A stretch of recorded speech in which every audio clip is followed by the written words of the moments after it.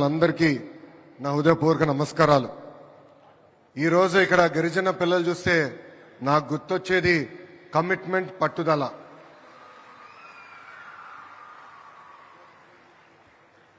నూట 8 నిమిషాల్లో 108 సూర్య నమస్కారాలు ఆనాడు మీరు చేసినప్పుడు మేమందరూ ఆశ్చర్యపోయాం.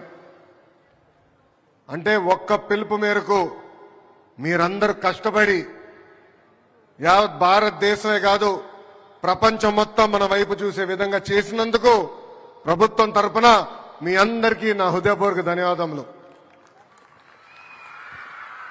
ఈరోజు మనందరం గర్వపడాల్సిన రోజు.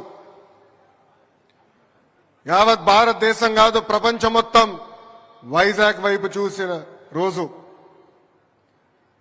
ప్రపంచ చరిత్రలో ఎప్పుడు లేని విధంగా ఈ రోజు ఒక చరిత్ర సృష్టించారు మా గిరిజన బిడ్డలు. దాదాపు 25,000 మంది బిడ్డలు ఒకేసారి సూర్య నమస్కారం చేస్తాం. ఇదొక వరల్డ్ రికార్డ్ రేపు ప్రకటిస్తారు. ఇక్కడున్న పిల్లలందరికీ గౌరవ ప్రధానమంత్రి గారి తరఫున, గౌరవ ముఖ్యమంత్రి గారి తరఫున మా కంగ్రాచులేషన్స్ నేను చెప్పుకుంటున్నా, తెలియజేస్తున్నా. గౌరవ ముఖ్యమంత్రి గారు ఆనాడు గౌరవ ప్రధానమంత్రి గారిని కోరి మీరు ఎప్పుడు జూన్ 21 నాడు యోగా ప్రపంచవ్యాప్తంగా నిర్వహిస్తారు, ఈసారి మాకు విశాఖపట్నంలో అవకాశం ఇవ్వండి, ఎప్పుడు లేని విధంగా యోగాంధ్రలో మేము చేసి చూపిస్తామని కోరటం జరిగింది.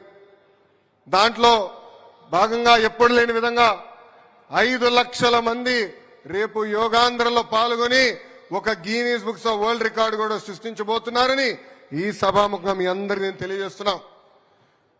యోగా అనేది కేవలం ఆసనాలు కాదు.